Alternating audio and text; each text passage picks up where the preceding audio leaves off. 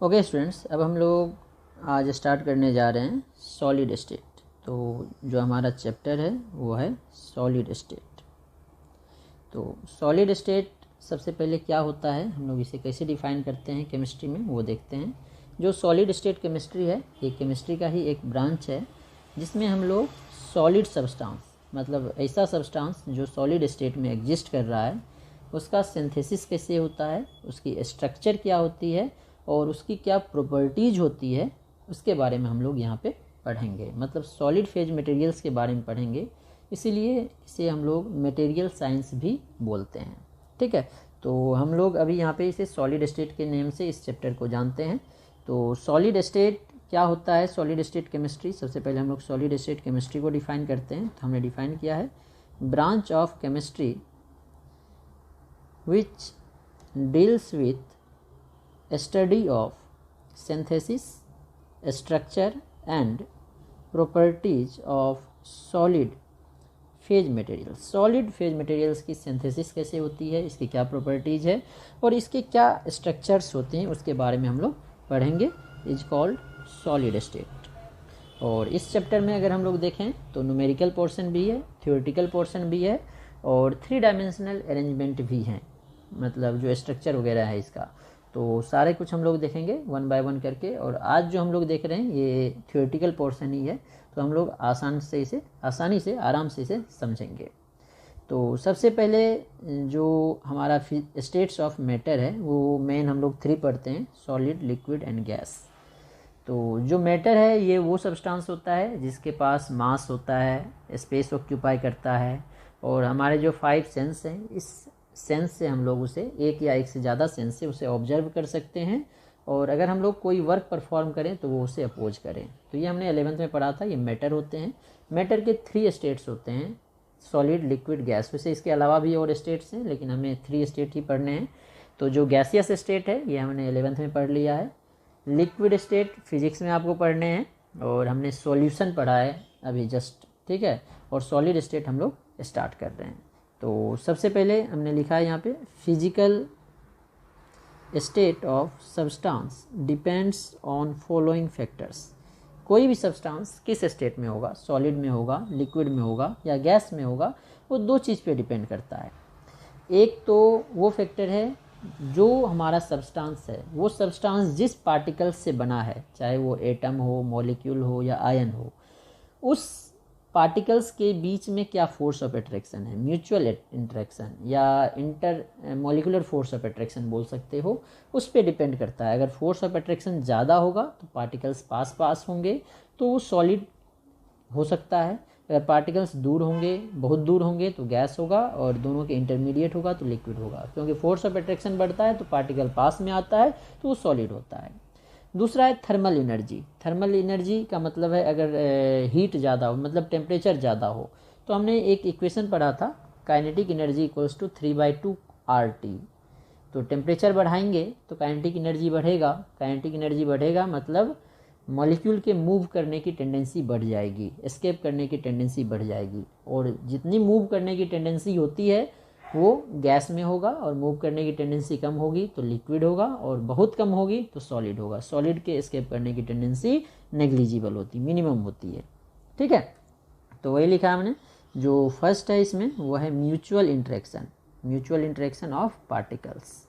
Mutual interaction का मतलब है भाई inter atomic force of attraction बोल सकते हो, अगर एलिमेंट की बात कर रहे हो, मॉलिक्यूल की बात कर रहे हो, जैसे वाटर बोल रहे हैं तो inter molecular force of attraction, sodium chloride बोल रहे हैं तो inter ionic force of attraction बोलेंगे। तो इसीलिए हमने लिखा म्यूचुअल इंट्रैक्शन ऑफ पार्टिकल्स। कुछ लोग इसे inter molecular force of attraction भी बोलते हैं। और जो सेकेंड है वो है थर्मल एनर्जी। तो थर्मल एनर्जी अभी मैंने बताया, इससे हमें पता चलता है टेंडेंसी टू एस्केप, मतलब थर्मल एनर्जी ज़्यादा होगा तो टेंडेंसी होगा एस्केप करने की ज़्यादा और कम होगा तो कम होगा। जैसे कोई सब्सटेंस गैस है, गैस से लिक्विड बन रहा है, ठीक है, और लिक्विड से सॉलिड है। तो गैस से लिक्विड, लिक्विड से सॉलिड, मतलब सॉलिड होने की टेंडेंसी तब होगी जब म्यूचुअल इंट्रैक्शन ज़्यादा होगा और अगर थर्मल एनर्जी कम होगा। तो वही लिखा है, अगर म्यूचुअल इंट्रैक्शन ऑफ पार्टिकल्स, मतलब जिससे वो बना है, ये अगर बढ़ेगा तो सॉलिड होने की टेंडेंसी बढ़ेगी, तो गैस से लिक्विड, लिक्विड से सॉलिड की तरफ ये मूव करेगा। और थर्मल एनर्जी घटेगा, थर्मल एनर्जी घटेगा तो गैस से लिक्विड, लिक्विड से सॉलिड होगा। मतलब जो सॉलिड है इसका म्यूचुअल इंटरेक्शन मैक्सिमम है और थर्मल एनर्जी मिनिमम होगा सॉलिड का, और जो गैस है इसका म्यूचुअल इंटरेक्शन सबसे कम होगा और थर्मल एनर्जी सबसे ज़्यादा होगा, और लिक्विड जो है इंटरमीडिएट होगा। तो हमें गैस और लिक्विड के बारे में नहीं पढ़ना है, हमें मेन सॉलिड के बारे में पढ़ना है। तो हम लोग सॉलिड को पहले डिफ़ाइन करते हैं। अभी हमने सॉलिड स्टेट डिफ़ाइन किया था इस चैप्टर को, अब हम लोग सॉलिड को डिफ़ाइन करेंगे। तो हमने यहाँ पे सॉलिड को डिफ़ाइन किया है। सॉलिड क्या होता है तो हमने डिफ़ाइन किया है, it is defined as the state of matter. जो स्टेट ऑफ मैटर्स होते हैं, स्टेट्स ऑफ मैटर वो 3 होते हैं, सॉलिड, लिक्विड, गैस। तो सॉलिड भी स्टेट्स ऑफ मैटर का ही एक पार्ट है। तो सॉलिड स्टेट का वो मैटर है जिसमें पार्टिकल्स, मतलब कंस्टिट्यूएंट पार्टिकल्स जिससे सब्सटेंस बना हुआ है, उसके बीच में जो फोर्स ऑफ अट्रैक्शन है, जो हमने म्यूचुअल इंटरेक्शन बोला था या इंटरमोलिकुलर इंटरेक्शन बोल सकते हैं, वो ज़्यादा होगा और वो क्लोजली पैक्ड होंगे, नज़दीक नज़दीक होंगे। ठीक है, in which particles are closely packed and held together by strong intermolecular attractive forces. Closely packed होगा मतलब नज़दीक नज़दीक होगा, और जो फोर्स ऑफ अट्रैक्शन होगा सबके बीच में वो स्ट्रॉन्ग होगा, तो उसे हम लोग बोलेंगे सॉलिड। एग्जाम्पल के लिए sodium chloride, iron, gold etcetera, मतलब ये सारे सॉलिड फॉर्म में एग्जिस्ट करते हैं। और एक चीज़ हमने 11th में भी बताया था, गैसियस स्टेट में अगर कोई सब्सटेंस रूम टेम्परेचर पे सॉलिड है, इसका मतलब है जो उसका melting point and boiling point है दोनों रूम टेम्परेचर से ज़्यादा होगा। रूम टेम्परेचर पे सॉलिड है मतलब रूम टेम्परेचर पे वो मेल्ट नहीं हुआ है, मतलब मेल्टिंग पॉइंट रूम टेम्परेचर से ज़्यादा होगा। और सॉलिड है मतलब गैसियस स्टेट में रूम टेम्परेचर पे नहीं गया, मतलब बॉइलिंग पॉइंट रूम टेम्परेचर से बहुत ज़्यादा है। अगर लिक्विड रहता तो मतलब रूम टेम्परेचर से कम उसका मेल्टिंग पॉइंट होता, तो रूम टेम्परेचर पे मेल्टेड फॉर्म में होता, मतलब लिक्विड फॉर्म में होता। तो मेल्टिंग पॉइंट और बॉइलिंग पॉइंट दोनों रूम टेम्परेचर से ज़्यादा होगा तो सॉलिड होगा। रूम टेम्परेचर पे कोई सब्सटेंस लिक्विड होगा, आरटी हमने रूम टेम्परेचर के लिए लिखा है, इसका मतलब है जो मेल्टिंग पॉइंट है वो लेस देन रूम टेम्परेचर है। Melting point less than room temperature मतलब जो रूम टेम्परेचर पे से पहले ही वो मेल्ट हो गया, रूम टेम्परेचर आने से पहले ही वो मेल्ट हो गया है।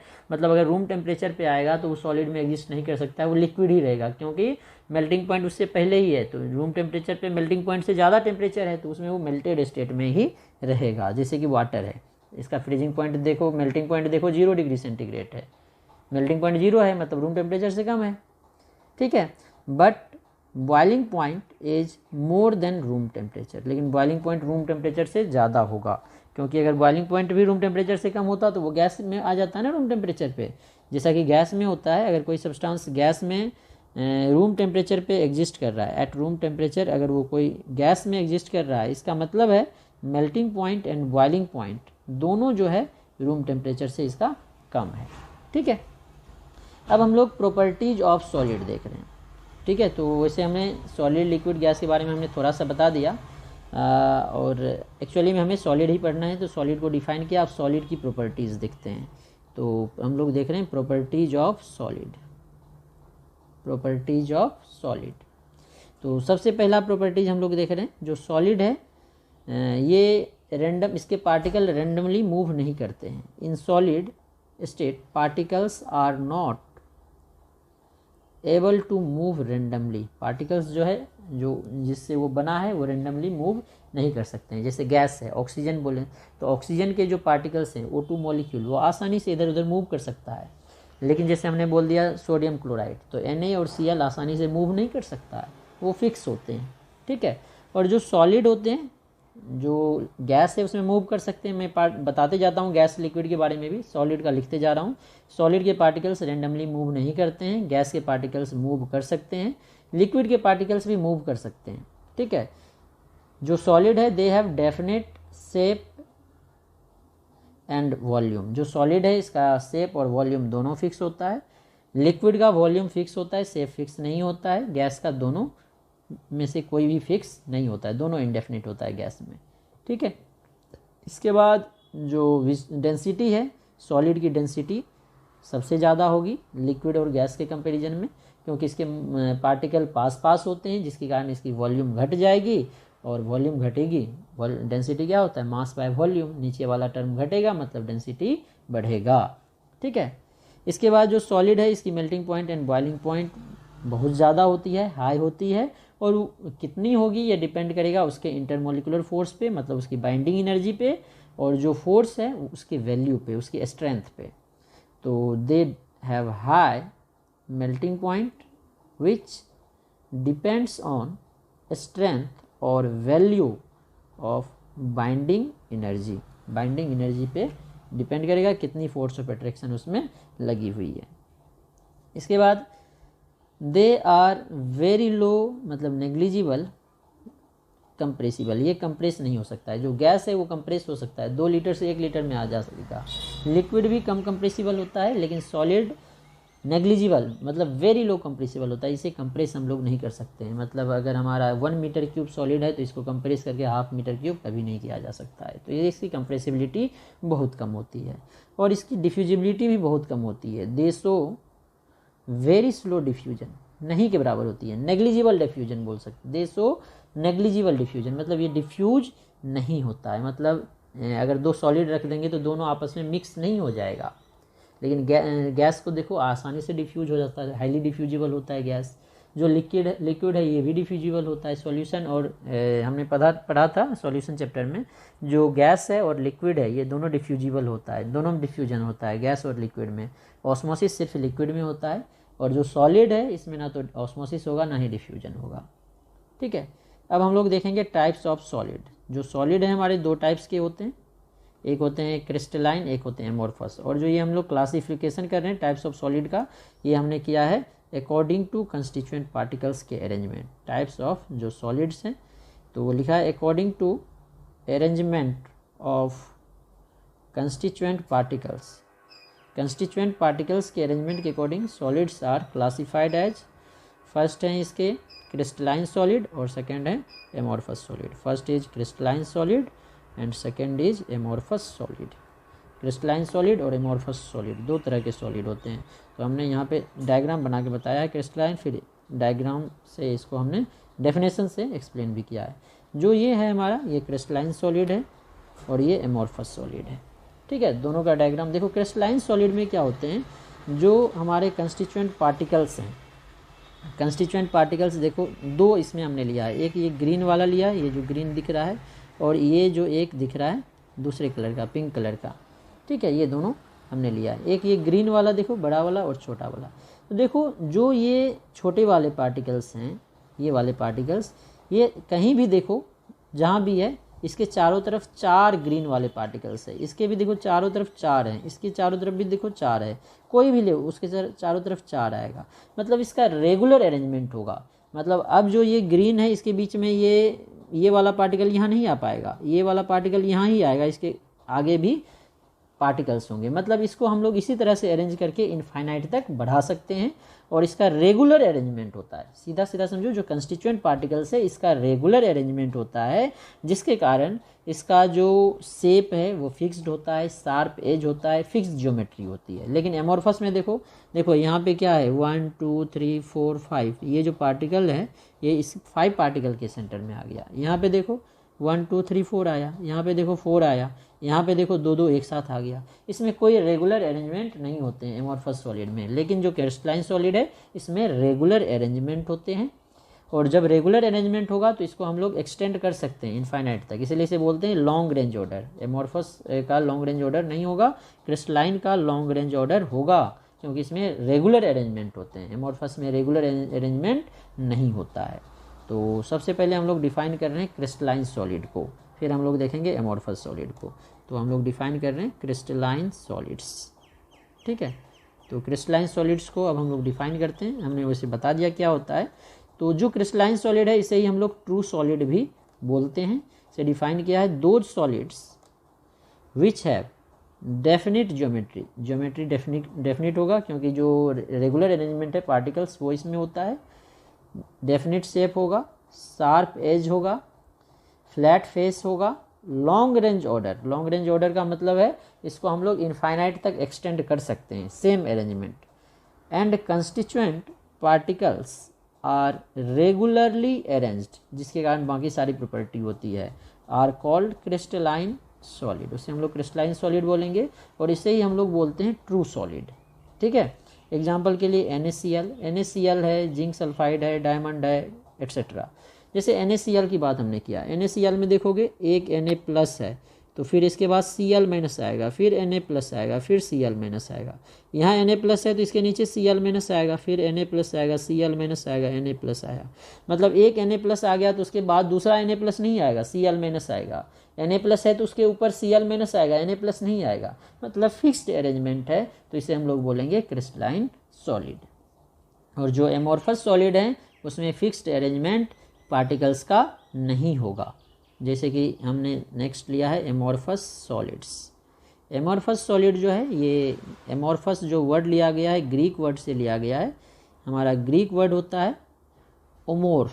ओमोर्फ का मतलब होता है शेपलेस, और यहीं से इसका पता चल गया, मतलब ये जो है शेपलेस होगा, मतलब इसका कोई फिक्स्ड ज्योमेट्री नहीं होता है जो एमोर्फस सॉलिड होता है। तो ये लिखा है those solids which don't have regular arrangements, जिसका रेगुलर अरेंजमेंट नहीं होगा, of its constituent particles, constituent particles का रेगुलर अरेंजमेंट नहीं होगा, आर कॉल्ड एमोर्फस सॉलिड्स।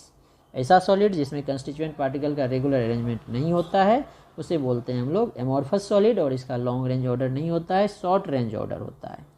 इसे हम लोग बोलते हैं सुपर कूल्ड लिक्विड या स्यूडो सॉलिड। स्यूडो झूठा, मतलब ये एग्जैक्टली सॉलिड नहीं होता है, एग्जैक्टली सॉलिड मतलब क्रिस्टलाइन सॉलिड।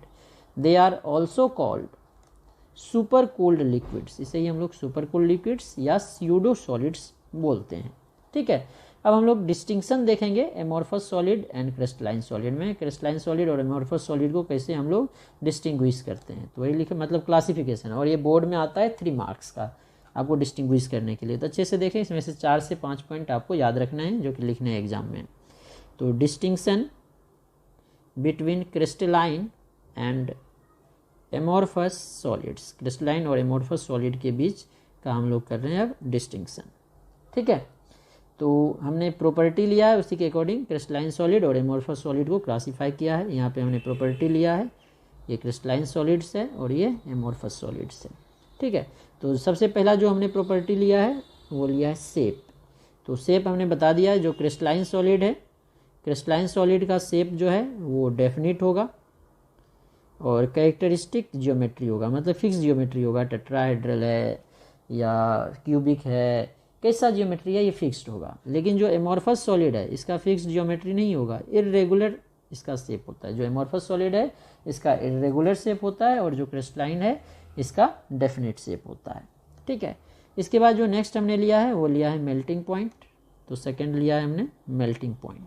तो मेल्टिंग पॉइंट अगर देखोगे क्रिस्टलाइन सॉलिड का, तो इसका शार्प मेल्टिंग पॉइंट होगा, फिक्स मेल्टिंग पॉइंट होगा, मतलब melt eight characteristic temperature, fix temperature पे ये मेल्ट होता है। इसे हमने कूलिंग कर्व से दिखाया है। कूलिंग कर्व लिया है हमने, ग्राफ बनाया है, ये वाई एक्सिस, ये एक्स एक्सिस, टेम्परेचर और टाइम के बीच। तो देखो ये जो है यहाँ पे अभी ये लिक्विड फॉर्म में, लिक्विड से फिर कन्वर्ट होके सॉलिड आया। पहले लिक्विड था, अब देखो ऊपर से नीचे आ रहे हैं, ऊपर से नीचे आ रहे हैं, इस डायरेक्शन में मूव कर रहे हैं, इधर से मूव कर रहे हैं, तो नीचे आ रहे हैं, नीचे आ रहे हैं। ठीक है, नीचे आने का मतलब क्या है, टेम्परेचर डिक्रीज हो रहा है। ऊपर की तरफ टेम्परेचर बढ़ रहा है, मतलब नीचे की तरफ घटेगा, तो टेम्परेचर घटाएंगे तो लिक्विड से सॉलिड बनेगा।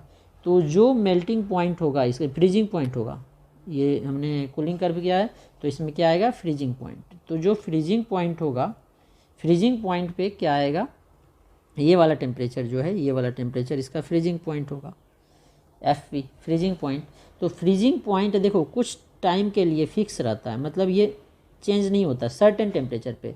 मतलब फ्रीजिंग पॉइंट हमने डिफाइन किया था सॉल्यूशन चैप्टर में, वो टेम्परेचर जिस पे लिक्विड और सॉलिड इक्विलिब्रियम में मतलब एग्जिस्ट करेगा। ये हमारा लिक्विड है और ये हमारा सॉलिड है, यहाँ पे सॉलिडिफिकेशन हो रहा है, मतलब सॉलिड और लिक्विड दोनों इक्विलिब्रियम में है। इसी टेम्परेचर को हम लोग बोलते हैं फ्रीजिंग पॉइंट। ठीक है, फ्रीजिंग पॉइंट पे ही सॉलिडिफिकेशन होता है। तो लेकिन ये टेम्परेचर देखो चेंज नहीं हो रहा, फिक्स टेम्परेचर है, एक ही टेम्परेचर पे ये चेंज होगा लिक्विड से सॉलिड में, या सॉलिड से अगर उल्टा देखोगे इधर से इधर तो सॉलिड से लिक्विड में इसी टेम्परेचर पे चेंज होगा। इसे ही हम लोग फ्रीजिंग पॉइंट या मेल्टिंग पॉइंट बोल सकते हैं।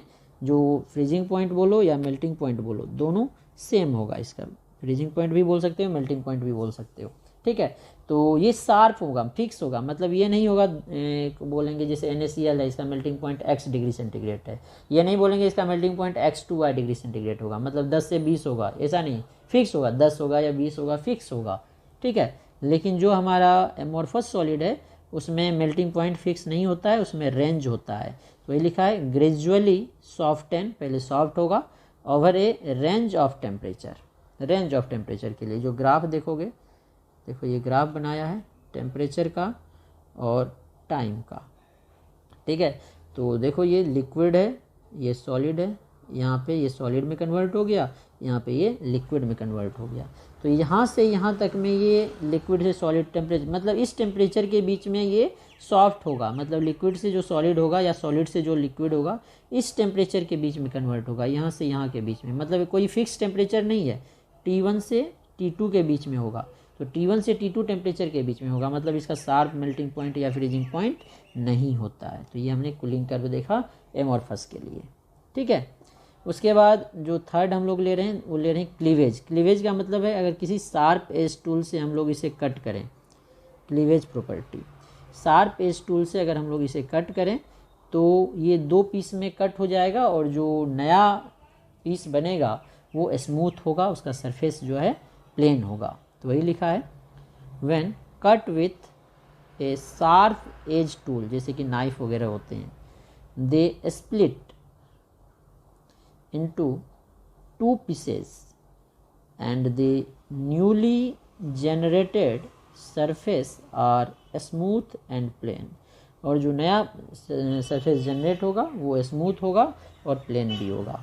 लेकिन जो एमोर्फस सॉलिड है उसमें ऐसा नहीं होगा।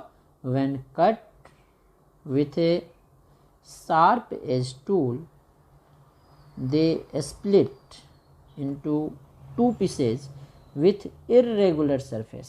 जैसे कि एग्जांपल के लिए एमोर्फस का ले लो, रबर, रबर एमोर्फस होता है, ग्लास जो होता है एमोर्फस होता है। तो इसको कट करोगे तो ये शार्प एज टूल में शार्प एज टूल से कट करें तो ये प्लेन सरफेस नहीं देता है, जो रबर है प्लेन सरफेस नहीं देता है, लेकिन जो क्रिस्टलाइन है ये प्लेन सरफेस देता है। इसके बाद जो नेक्स्ट लिया है हमने हीट ऑफ फ्यूजन, मतलब हीट ऑफ फ्यूजन का मतलब है लिक्विड से सॉलिड बनना। ये तो सेम होगा जैसे मेल्टिंग पॉइंट में था, डिफरेंस के लिए पॉइंट बढ़ाने के लिए हम लोग लिख सकते हैं, ये इसका सेम होगा, ये भी डेफिनिट होगा। लेकिन जो एमोर्फस है इसका ये डेफिनिट नहीं होगा, ये इनडेफिनिट होगा। इसके बाद नेक्स्ट लिया है हमने नेचर, जो नेचर वाली प्रॉपर्टी है उसके लिए, उसकी बात करें तो जो हमारा ट्रू ये है क्रिस्टलाइन सॉलिड, ये ट्रू सॉलिड इसे बोलते हैं। और जो एमोर्फस सॉलिड है इसे हम लोग बोलते हैं स्यूडो सॉलिड या super cooled liquid, pseudo solid या सुपर कूल्ड लिक्विड। इसके बाद जो अरेंजमेंट्स हैं, अरेंजमेंट जो है फिक्स्ड होता है हमारे क्रिस्टलाइन सॉलिड का, arrangement of particles, arrangement of particles जो हमारा क्रिस्टलाइन सॉलिड है इसका फिक्स्ड होता है, मतलब लॉन्ग रेंज ऑर्डर होता है, इसे इनफाइनाइट तक हम लोग एक्सटेंड कर सकते हैं, लॉन्ग रेंज ऑर्डर होता है इसका। और जो हमारा ये है एमोर्फस सॉलिड इसका शॉर्ट रेंज ऑर्डर होता है, ठीक है। इसके बाद नेक्स्ट प्रॉपर्टी हम लोग ले रहे हैं आइसोट्रॉपी। तो इसे ध्यान से देखना, इस पे क्वेश्चन आते हैं कॉम्पिटिटिव में भी। आइसोट्रॉपिक कौन होता है, कौन एनआइसोट्रॉपिक होता है। जो क्रिस्टलाइन सॉलिड है ये एन आइसोट्रॉपिक होगा। एन आइसोट्रॉपिक का मतलब क्या है वो देखो डायग्राम से, जो हमने यहाँ पे डायग्राम बनाया, इसके बाद एनसीईआरटी के क्वेश्चन लेंगे हम लोग। डायग्राम बनाया, देखो जो ये हमारा रेड वाला है और जो ये ग्रीन वाला है, ठीक है, 2 तरह के पार्टिकल से ये सॉलिड बना है।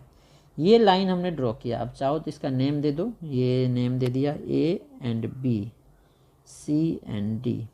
तो ए बी लाइन देखो, ए बी के लेफ्ट साइड जो है ग्रीन वाला है और राइट साइड जो है रेड वाला है। और सी डी में देखो जो लेफ्ट साइड है रेड ग्रीन दोनों आ रहा है, मतलब ए जो है इसके लेफ्ट साइड सेम पार्टिकल है, राइट साइड सेम पार्टिकल है। लेकिन जो सी डी है उसके लेफ्ट साइड भी दोनों तरह के पार्टिकल हैं और राइट साइड भी दोनों तरह के पार्टिकल हैं। मतलब कोई भी प्रॉपर्टी जो ए बी लाइन के थ्रू होगा वो सी डी लाइन के थ्रू नहीं होगा, दोनों तरफ डिफरेंट होगा, इसीलिए इसे बोलेंगे एन आइसोट्रॉपिक। जैसे हमने कुछ पास किया, यहाँ से पास किया तो डिफरेंट प्रॉपर्टी शो करेगा, यहाँ से डिफरेंट प्रॉपर्टी शो करेगा। जैसे रिफ्रैक्टिव इंडेक्स हो गया, कंडक्टिविटी हो गया, वो डिफरेंट होगी, इसीलिए इसे बोलेंगे एन आइसोट्रॉपिक। लेकिन अगर रेगुलर अरेंजमेंट नहीं होता, ये क्यों हुआ? क्योंकि पार्टिकल्स का रेगुलर अरेंजमेंट है। देखो जो ये ग्रीन वाला है 4 रेड वाले के बीच में, सारे ग्रीन वाले 4 रेड वाले के बीच है, ठीक है, और जो रेड वाला है इसके चारों तरफ भी 4 ग्रीन वाला होगा। तो ये रेगुलर अरेंजमेंट है, इसीलिए ये एनआइसोट्रॉपिक होगा। लेकिन अगर इर्रेगुलर अरेंजमेंट होता, जैसे कि ये हमने ले लिया ब्लैक वाला, इसके बीच कोई पार्टिकल ले लेते हैं दूसरे कलर का, ठीक है, दूसरे कलर का पार्टिकल ले लेते हैं इसमें, मान लो रेड कलर का दूसरा पार्टिकल्स ले लिया, ठीक है, कोई रेगुलर अरेंजमेंट नहीं है। अब देखो इधर से पास किया, इधर से पास किया, हर तरफ से पास करेंगे तो हर तरह का पार्टिकल्स आएगा, मतलब ये आइसोट्रॉपिक है, सारे डायरेक्शन में इसकी प्रॉपर्टी सेम आएगी। तो वही आइसोट्रॉपी में सबसे पहले हम लोग लेते हैं क्रिस्टलाइन सॉलिड का। क्रिस्टलाइन सॉलिड में जो है दे आर एन आइसोट्रॉपिक, मतलब ये आइसोट्रॉपिक नहीं होते हैं because some of their properties like electrical conductance, refractive index, thermal expansion are different in different directions में ये डिफरेंट होते हैं। लेकिन जो हमारे एमोर्फस सॉलिड हैं, ये जो एमोर्फस सॉलिड हैं ये आइसोट्रॉपिक होते हैं। They are isotropic because their all properties are same in all directions, इसकी सारी प्रॉपर्टीज सारे ऑल डायरेक्शन में सेम होते हैं, इसीलिए आइसोट्रॉपिक है और ये एन आइसोट्रॉपिक है। अब हम लोग इसके बाद एनसीईआरटी के क्वेश्चन को एक्सप्लेन करते हैं और ये भी थ्योरेटिकल ही है। तो अब हम लोग फर्स्ट क्वेश्चन देख रहे हैं। फर्स्ट क्वेश्चन है व्हाई आर सॉलिड रिजिड, ठीक है। तो सॉलिड में जो कंस्टिट्यूएंट पार्टिकल्स होते हैं वो वेरी क्लोजली पैक्ड होते हैं, उसका पोजीशन फिक्स होता है, उसके पार्टिकल मूव नहीं कर सकते, बस थोड़ा बहुत वाइब्रेट कर सकता है अपने पोजीशन पे, लेकिन एक जगह से दूसरी जगह फ्रीली मूव नहीं कर सकते हैं। और उसके बीच में जो फोर्स ऑफ अट्रैक्शन होता है वेरी स्ट्रांग होता है, इसीलिए सॉलिड्स क्या होते हैं, रिजिड होते हैं। तो अगर आप लिखना चाहो तो लिख सकते हो, in a solid the constituent particles are very closely packed, have fixed position and can only oscillate या vibrate about their mean position, and force of attraction among their constituent particles are very strong, therefore they are rigid, ठीक है। तो first question हम लोग इस तरह से लिख सकते हैं। और जो सेकेंड क्वेश्चन है why do solids have definite volume, solid के डेफिनेट वॉल्यूम भी क्यों होते हैं, क्योंकि जो इसके पार्टिकल्स हैं ये फ्रीली मूव नहीं कर सकते हैं, जिसके कारण ये रिजिड भी होता है और इसकी वॉल्यूम भी फिक्स्ड होती है, क्योंकि मूव अगर करेगा तो ये एक्सपेंड हो सकता है, ये हाईली एक्सपेंडेबल नहीं होता है, कंप्रेसिबल भी नहीं होता है। अगर कंप्रेस हो सकता था तो वॉल्यूम घट सकता था, कंप्रेसिबल भी नहीं होते हैं और एक्सपेंड भी नहीं हो सकते हैं, इसीलिए ये क्या होते हैं, डेफिनेट वॉल्यूम होते हैं। तो लिख सकते हैं इसमें constituent particles of solid have fixed position and are not free to move, जिसे हम लोग बोले थे rigid, that is they possess rigidity and it is highly incompressible, और ये highly incompressible होते हैं, इसीलिए जो सॉलिड है इसकी डेफिनेट वॉल्यूम होती है। अब जो नेक्स्ट क्वेश्चन है क्लासीफाई फॉलोइंग एज एमोर्फस और क्रिस्टलाइन सॉलिड। तो पॉलीयूरीथेन ये जो है एमोर्फस होते हैं क्योंकि ये पॉलीमर है और इसके कंस्टिट्यूएंट पार्टिकल्स मतलब एक पॉलीमर दूसरे पॉलीमर से रेगुलरली अरेंज नहीं होते हैं। जो नेफ्थलीन है, नेफ्थलीन बॉल, ये क्रिस्टलाइन सॉलिड है। बेंजोइक एसिड जो है ये भी क्रिस्टलाइन सॉलिड है। टेफ्लॉन एमोर्फस है, ये भी पॉलीमर है। पोटासियम नाइट्रेट क्रिस्टलाइन सॉलिड है, आयनिक कंपाउंड है। जो सेलोफेन है ये एमोर्फस है। पॉलीविनाइल क्लोराइड एमोर्फस है, ये पॉलीमर है, पॉलीमर चैप्टर में इस सब का प्रिपरेशन भी हमें करना है। फाइबर ग्लास जो है एमोर्फस होते हैं और कॉपर जो है क्रिस्टलाइन सॉलिड है। तो क्रिस्टलाइन और एमोर्फस को हम लोग बोल सकते हैं, वही कंस्टिट्यूएंट पार्टिकल्स के अरेंजमेंट से हम लोग इसे बता सकते हैं। इसके बाद नेक्स्ट है why is glass considered as, glass को जो हम लोग कंसीडर करते हैं सुपर कूल्ड लिक्विड में कंसीडर करते हैं, ऐसा क्यों करते हैं, ठीक है। तो जो ग्लास है ये एमॉर्फस सॉलिड है, और एमॉर्फस सॉलिड को ही हम लोग सुपर कूल्ड लिक्विड बोलते हैं। क्योंकि देखो ना कि ना ग्लास को अगर बहुत ज़्यादा दिन छोड़ दोगे बिल्डिंग में, तो नीचे से देखोगे तो वो थिक हो जाता है। अगर 10 साल 15 साल पुराना ग्लास देखोगे तो नीचे से थोड़ा थिक रहता है ऊपर के कंपैरिजन में, मतलब वो धीरे धीरे मूव करता है। इसीलिए इसे हम लोग ट्रू सॉलिड नहीं बोल सकते हैं, और इसके जो कंस्टिट्यूएंट पार्टिकल्स हैं रेगुलरली अरेंज नहीं होते हैं, ठीक है, इसीलिए इसे हम लोग सुपर कूल्ड लिक्विड बोलते हैं। इसके बाद नेक्स्ट है refractive index of a solid observe to have same value among all direction, मतलब ये आइसोट्रोपिक होगा। Comment on the nature of solid, मतलब इट इज़ आइसोट्रोपिक क्योंकि सारे डायरेक्शन में इसकी वैल्यू सेम है। What its show cleavage property, नहीं, क्लीवेज प्रॉपर्टी का मतलब है अगर इसे हम लोग कट करेंगे तो ये 2 पार्ट में कट होगा लेकिन प्लेन सरफेस नहीं देगा क्योंकि ये एमॉर्फस सॉलिड है। तो इस तरह से आप इसका थ्योरी भी लिख लेना, क्योंकि थ्योरेटिकल क्वेश्चन है तो इसे अरेंज मतलब आप लिख सकते हो। और जो आपका एक्सरसाइज है, एक्सरसाइज का 1.2 क्वेश्चन, एक्सरसाइज का क्वेश्चन नंबर 1.2 आप लोग सॉल्व कर सकते हो। उसमें था what makes a glass different from solid such as quartz, under what condition could quartz be converted into glass. जो बच्चे क्वार्ज है ये क्रिस्टलाइन सॉलिड है, और जो ग्लास है ये एमॉर्फस सॉलिड है। ये इसलिए होते हैं due to its constituent particles. जो ग्लास है इसमें जो कंस्टिट्यूएंट पार्टिकल्स है ये रेगुलरली अरेंज्ड नहीं होते हैं, लेकिन क्वार्ज के कंस्टिट्यूएंट पार्टिकल्स जो है रेगुलरली अरेंज्ड होते हैं। तो आप लिख सकते हो उसमें the arrangement of the constituent particles make glass different from quartz. In glass constituent particles have short range order, but in quartz the both constituent particle have long range order। तो quartz can converted into, जो quartz है उसमें देखोगे quartz कुछ crystalline भी होते हैं और एमॉर्फस भी होते हैं, मतलब लॉन्ग रेंज ऑर्डर भी हो सकता है, शॉर्ट रेंज ऑर्डर भी होता है। तो क्वार्ज को हम लोग ग्लास में कन्वर्ट कर सकते हैं। Quartz can be converted into glass by heating and then cooling it rapidly, मतलब हाई टेम्परेचर पे अगर क्वार्ज को मतलब हाई टेम्परेचर पे हीट कर दें फिर उसको धीरे धीरे कूल करें तो वो ग्लास में कन्वर्ट हो जाएगा, मतलब क्रिस्टलाइन से एमॉर्फस में कन्वर्ट हो सकता है। तो सिंपली जो क्वार्ज है ये क्रिस्टलाइन होता है, लेकिन इसको हम लोग एमॉर्फस ग्लास में भी कन्वर्ट कर सकते हैं। तो वो क्वेश्चन भी आप सॉल्व कर पाओगे। तो अब इसके बाद जो हमारा है नेक्स्ट क्लासिफिकेशन है सॉलिड का according to force of attraction, तो वो हम लोग